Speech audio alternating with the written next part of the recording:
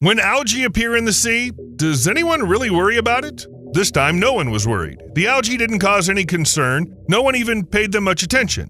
Until it was too late. First, Guadalupe released a warning for all its citizens. After that, the U.S. Virgin Islands declared a state of emergency, but the seaweed kept moving, and eventually it made its way to the coast of Florida. The brown mass, weighing millions of tons, stretched more than 1,000 miles, and nothing could stop it. First of all, it's worth saying that the seaweed we're talking about today isn't just some random clump. The Great Atlantic Sargassum Belt is the largest bloom of macroalgae in the world. It's such a massive phenomenon that it even has its own Wikipedia page. I don't have one of those. The Sargassum Belt weighs about 5.5 million tons and stretches for 5,000 miles. At least that's what some researchers think. They also think that this belt is made up of many separate patches or drops of seaweed. Well, if you put them all together, the seaweed would cover as much space as the American state of Delaware. In 2022, the biggest blooming ever seen was recorded. The belt grew bigger than it ever had before. However, people have known about this phenomenon for centuries. And for centuries, they have treated the Sargasso Sea, where the seaweed first appeared, with suspicion and fear. And where there's fear, superstitions always arise. The earliest records that seem to point to the Sargasso Sea appear in the writings of Avienus, an ancient Roman poet, writer, and translator who lived in the second half of the 4th century AD. Avienus, in turn, referred to the lost story of Hamilco, a Carthaginian sailor from the 4th or 5th century BC. There's not much reliability here, but it all came down to the idea that this was a dangerous part of the Atlantic Ocean where seaweed would trap ships and pull them under. Christopher Columbus also encountered seaweed and described it in his expedition journals from 1492. His crew was afraid that the seaweed would sink the ship and no one would ever make it back home to Spain. To give you an idea of how frightening this place was to sailors, I'll tell you that the region was sometimes called the Devil's Triangle. Many captains went to great lengths to chart a course around the dangerous area and the seaweed. The myth was so persistent that this area got a new, just as famous name. It was coined by American writer Vincent Gaddis in 1964. The Sargasso Sea area became the Bermuda Triangle. There's been so much said and written about it, I even heard a theory about Atlantis. But it seems like part of the Bermuda Triangle legend might be explained by early sailors' fear of large masses of seaweed. Another reason is the windless conditions in that region. I suggest we still focus on algae and figure them out. Sargassum is a golden-colored seaweed that can grow to several feet long. Unlike other seaweeds like kelp, which is anchored to the shallow ocean bottom, Sargassum is suited for life in the open ocean and exists only in floating patches. And since this seaweed was literally created by nature to float with the current, that's exactly what Sargassum does, regularly traveling across the sea. It's not hard because the ocean's full of different currents that move all around the world like conveyor belts. I'd say the seaweed just needs to relax and go with the flow. But they probably don't stress out anyway. They've just been living on our planet for around 30 million years. And everything would be fine, but in recent years, Sargassum has become dangerously abundant. Guess why this is happening? Of course, it's due to human activities. We come up with loads of different agricultural fertilizers that help us grow crops, but we can't keep them confined to a specific area. Fertilizers leak into rivers, then into seas and oceans, where Sargassum finds them, and it begins to grow uncontrollably.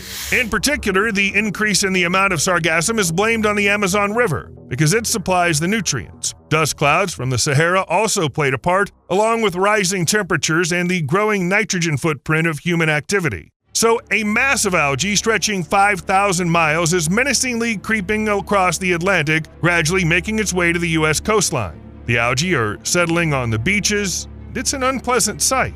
Imagine layers of decaying sludge that smell like rotten eggs. There's a lot of sludge, and insects happily swarm to it, and even though the smell doesn't appear right away, it doesn't help much. Sargassum dies in about 48 hours on land and then starts actively releasing hydrogen sulfide. This is actually a toxic gas. The result is environmental and economic damage, frightened tourists, a wrecked local fishing industry, and huge bills for cleaning up the coast. However, this isn't the first time seaweed has invaded like this. A huge amount of Sargassum first engulfed the Caribbean coast back in 2011. Witnesses of this takeover talk about enormous rafts of brown seaweed that stretch from the shore out to 500 feet. The beaches were covered in huge, stinky piles of seaweed, and everything was just littered with seaweed. Swimmers couldn't get into the water, and even some boats couldn't leave the port. Not only people had a bad time, nesting sea turtles couldn't lay eggs. Even though seaweed itself isn't toxic, it attracts too many insects. The scale of this algae invasion shocked everyone. But the key point is that since 2011, it's been happening every year except for 2013. Other than that, the algae always took over the shores. In 2019, Mia Mottley, Prime Minister of Barbados, which also faced sargassum issues, compared the economic effects to those of a Category 1 hurricane. Just to give you an idea, these hurricanes have wind speeds of up to 94 miles per hour. For instance, earlier this August, Hurricane Debbie had similar wind speeds, and the damage from it is estimated at around $2 billion. However, the problem with massive amounts of sargassum is not only that this seaweed harms tourism, fishing, and turtles, there's another, less obvious, but real threat coming from piles of decaying seaweed. It's the high level of flesh-eating bacteria from the Vibrio genus hiding in the vegetation. You heard that right, flesh-eating bacteria.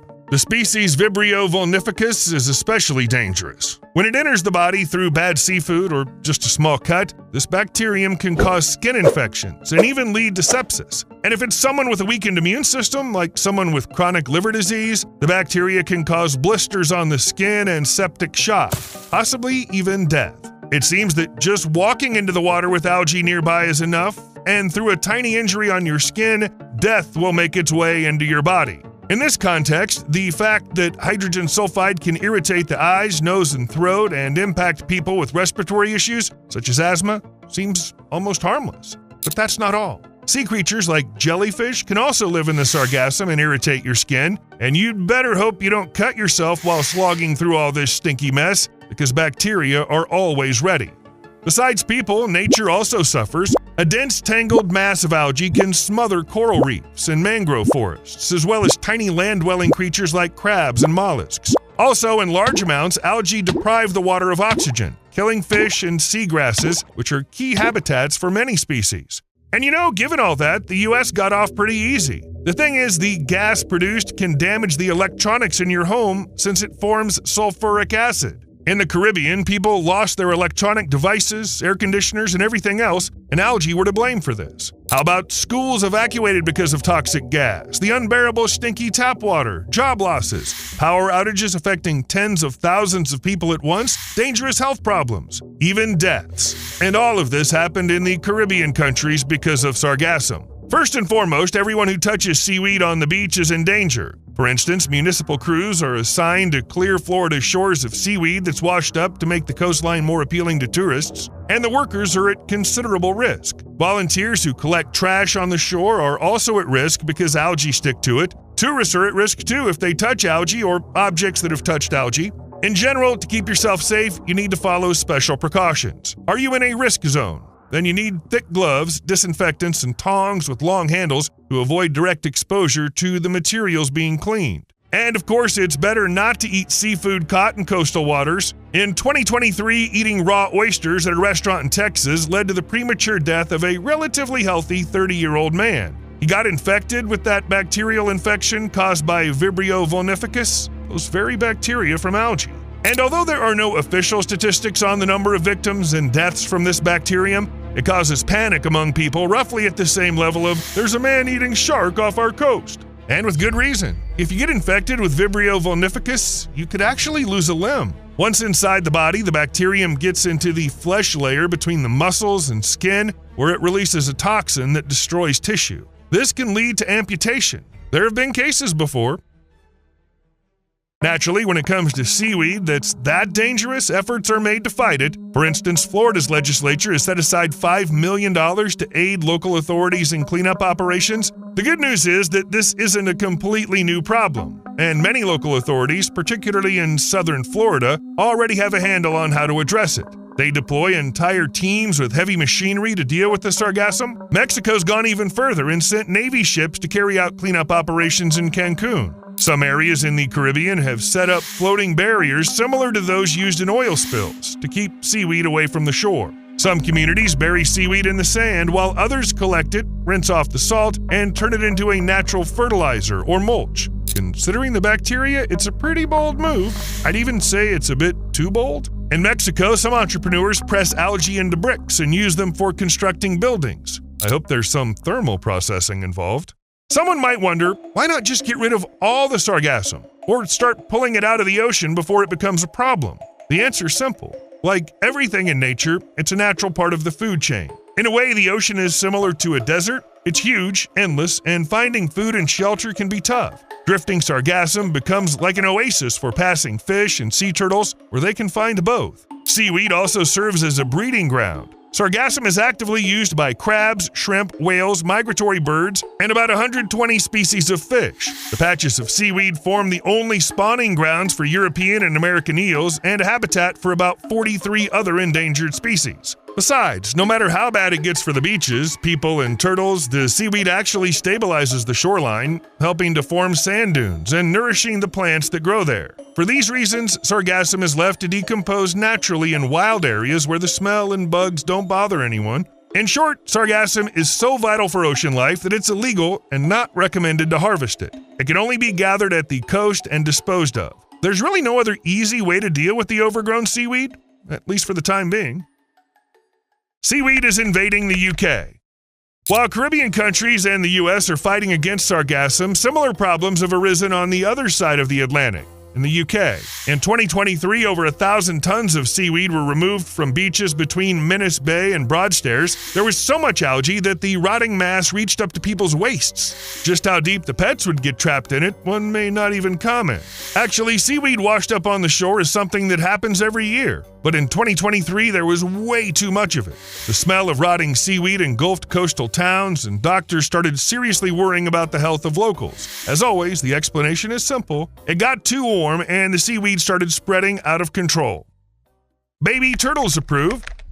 Remember when people were worried about the turtles that couldn't lay their eggs because of the sargassum on the shore? Well, it turns out that the huge belt of seaweed drifting in the ocean's actually the place where the baby turtles head to. After they hatch. For a long time, scientists couldn't figure this out because tracking the baby turtles was really hard. They're too tiny, so the tags and trackers would just fall off along the way. And if they didn't fall off, they'd come off as the shell grew in about 2 weeks. In the end, scientists started trying out different types of glue and found a special marine glue that kept the tracker on the young turtle shell for a whole 3 months. That's how they discovered that turtles swim to the Sargasso Sea to hide among the seaweed, where they can stay safe from predators and eat smaller creatures that are hiding there too. Sargassum even provides warmth. The seaweed traps a bit of water and the sun helps to warm it up. So 5 stars for this turtle resort.